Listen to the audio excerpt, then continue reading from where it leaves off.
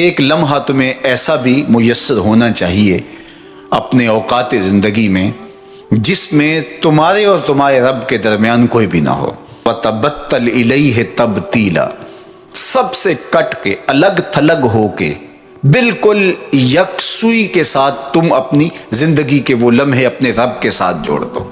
جس طرح ایک روایت میں فرمایا لی مع اللہ وقت لا یسعنی فیہ نبی مرسل ولا ملک مقرب، میرا اور میرے رب کا معاملہ کبھی ایسا ہوتا ہے درمیان میں نہ کوئی فرشتہ ہوتا ہے نہ کوئی رسول اور پیغمبر ہوتا ہے، وہاں میرا اور میرے رب کا ہی معاملہ ہوتا ہے. تو یہ یکسوئی کے لمحات ہیں. تو ہمیں بھی حضور علیہ الصلوۃ والسلام کے سینے سے نور لے کے اپنی زندگی میں کچھ ایسے اوقات مقرر کرنے چاہیے. اور وہ بہترین وقت میرے رب نے خود بیان فرمایا ناشئۃ اللیل ہے، وہ سحری کا وقت ہے، وہ رات کے لمحے ہیں، وہ پچھلے پہر کی مبارک گھڑیاں ہیں جب رحمتیں چھم چھم اتر رہی ہوتی ہیں اور اللہ کی رحمتیں بندے کا استقبال کر رہی ہوتی ہیں. تو اس وقت اگر اللہ کے حضور کھڑے ہو کے ربط قائم کیا جائے تو وہ اللہ کے ساتھ جڑنے کا بہترین وقت ہے. اور نماز میں تبتل ہو، جب ہم نماز پڑھ رہے ہوں تو مکمل انہماک رب کے ساتھ ہو. سیدنا علی المرتضیٰ رضی اللہ تعالیٰ عنہ کے بدن میں تیر لگا ہے اور وہ نماز میں مصروف ہیں اور تیر نکال لیا جاتا ہے. جب سلام پھرتا ہے تو پھر آپ کو پتہ چلتا ہے کہ یہ تو جو ہے وہ تیر تھا جو نکال لیا گیا. تو یہ انہماک ہے، رب کے ساتھ انہماک. اور وہ فرمایا گیا حدیث جبریل میں کہ اپنے رب کی اس طرح عبادت کرو کہ گویا تم اسے دیکھ رہے ہو. اور اگر یہ کیفیت پیدا نہیں ہوتی تو کم از کم یہ کیفیت تو ہو کہ وہ تمہیں دیکھ رہا ہے. فَاتَّخِذْهُ وَكِيلًا، اور اسی کو کارساز بناؤ، اسی پر توکل، اسی پر بھروسہ، اپنے امور اسی کے سپرد کرو. جب اپنے امور اپنے رب کے سپرد کرنے کا مزاج پیدا ہو جاتا ہے زندگی سوکھی ہو جاتی ہے. تدبیر کریں، اس کے لیے حکمت عملی ضرور آپ وضع کریں، لیکن کچھ کام کر کے اللہ پہ چھوڑ دیں. اگر توکل بھی یہی ہے کہ آپ گھٹنا بھی باندھیں اور سپرد اللہ کے کر دیں، اسی کی طرف سے کام ہوتے ہیں اور وہی کارساز حقیقی ہے. تو فرمایا کہ فَاتَّخِذْهُ وَكِيلًا، اسی کو کارساز بنا لیجئے اور اسی پر اپنے کاموں کو چھوڑ دیجئے. جو کشتیاں اس کے نام پر ڈال دی گئیں وہ ڈوبتی نہیں ہیں، وہ منزل تک ساحل تک پہنچتی ہیں. تو ہمارا تو اتنا ہی کام ہے کہ کشتی ڈال دی، لیکن اس کو پار لگانا تو اسی کا کام ہے. تو اسی لیے ہم سواری پر بیٹھتے ہوئے کہتے ہیں کہ مالک اس کو مسخر تو نے ہی کیا ہے ہمارے لیے، ہمارے میں طاقت تو نہیں تھی کہ اس کو مسخر کر سکتے. تو یہ اس کے کرم سے ہوتا ہے. تو وہ اگر چاہے تو کوئی مشکل نہیں ہوتی.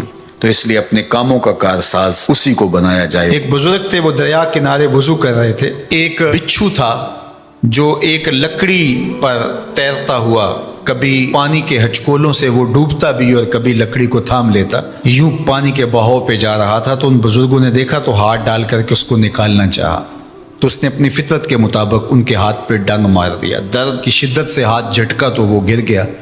تو پھر ڈوبنے لگا تو پھر پکڑا اور پھر اس نے ڈنگ لگا دیا. 7 مرتبہ اس نے ڈنگ مارا اور آپ اس کو نکال کے 8ویں مرتبہ باہر نکالنے کی کوشش کر رہے ہیں. تو مرید نے کہا جو پاس بیٹھا تھا، حضرت یہ بار بار آپ کو ڈنگ مارتا ہے اور آپ اس کو نکالنے کے لیے کوشاں ہیں. فرمایا وہ اپنی بری فطرت سے باز نہیں آتا، میں اپنی اچھی عادت سے باز کیسے آ جاؤں. تو لوگوں کے ساتھ رویہ اچھا رکھے، وہ جو بھی رویہ رکھے. ہم کہتے ہیں کوئی اینٹ اٹھائے گا تو ہم آگے سے پتھر اٹھائیں گے، تو یہ کیا کمال ہوا. لوگ کہتے ہیں تم 1 قدم پیچھے ہٹو گے میں 10 قدم پیچھے ہٹوں گا، تو یہ کیا کمال ہوا. تم کہو میاں تم جتنے مرضی قدم پیچھے ہٹو، میں بھاگ کے تمہارا دامن پکڑ لوں گا، تمہیں جانے نہیں دوں گا، ایک دن تجھ کو بھی جیت لوں گا محبت کے زور پہ. ہم کہتے ہیں کہ فلاں میرے ساتھ اچھا سلوک کرتا ہے تو میں بھی اچھا کرتا ہوں، فلاں کا سلوک میرے ساتھ اچھا نہیں ہے تو ٹھیک ہے، جس طرح وہ چلتا ہے میں بھی اسی طرح چل رہا ہوں. یہ تو پھر برابری ہوئی. اگر کوئی برائی کے ساتھ معاملت کرتا ہے تو آپ بھی اس کے ساتھ ایسے ہی کرتے ہیں، تو برائی میں برابر ہے. اور اگر آپ کے ساتھ کوئی اچھا سلوک کرتا ہے تو آپ بھی اس کے مقابلے میں اچھا کرتے ہیں، تو پھر بھی آپ برابر ہیں لیکن اچھائی میں برابر ہے. تیسری صورت یہ ہے کہ کوئی آپ سے اچھا سلوک کرتا ہے اور آپ اس سے برا سلوک کرتے ہیں، یہ بدترین صورتحال ہے. اور سب سے بہتر صورت کیا ہے کہ کسی کا رویہ تلخ بھی ہو، کسی کا انداز نامناسب بھی ہو، کوئی آپ کے ساتھ برا سلوک بھی کرتا ہو، لیکن آپ اس کے ساتھ اچھا سلوک کرتے ہیں۔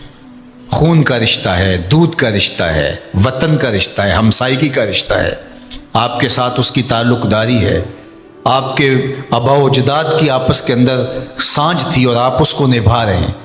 تو یہ ہے بہترین رویہ کہ کسی کا کوئی بھی رویہ ہو، آپ اس کے ساتھ اچھا رویہ اختیار کرتے ہیں۔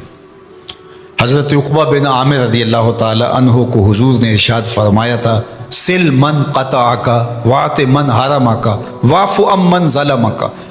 اے عقبہ بن عامر، جو تجھ سے تعلق توڑے تو اس سے تعلق جوڑ، جو تجھے محروم رکھے تو اس کی جھولیاں بھر دے، اور جو تیرے پہ زیادتی کرے تو اس کو معاف کر دے، اس سے درگزر فرما۔ یہ بہترین کردار ہے جس سے ایک اچھا ستھرا پاکیزہ اور مناسب معاشرہ ترتیب پاتا ہے اور ترکیب پاتا ہے۔ تو میرے اور آپ کے آقا و مولا نے ہمیں یہ تلقین کی، بلکہ فرمایا جو یہ چاہتا ہے کہ اس کی عمر میں برکت ہو اور رزق میں اضافہ ہو، وہ رشتہ داروں کے ساتھ سلوک اچھا کرے۔ یہ راز ہے عمر میں برکت کا اور رزق میں اضافے کا۔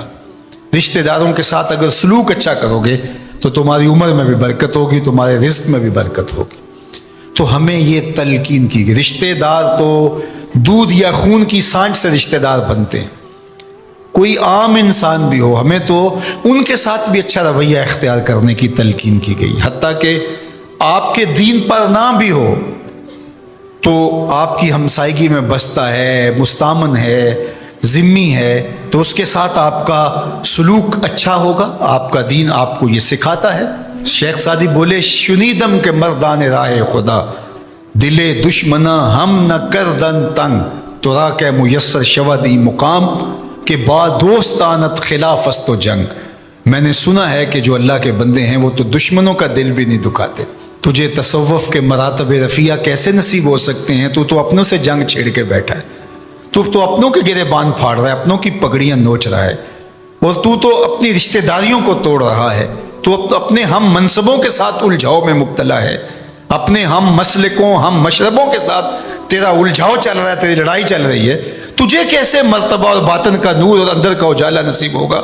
جو اللہ کے بندے ہیں وہ تو دشمنوں کا بھی دل نہیں دکھاتے۔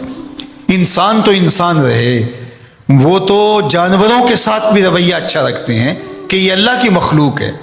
مخلوق ہونے کے ناطے سے الخلق عیال اللہ، تمام مخلوق اللہ کا کنبہ ہے، اور اس کے ساتھ اس نے سلوک، ان کا کچھ بھی رویہ ہو، حضور کے غلام اور اسلامی معاشرہ، اس میں یہ کس طرح چیز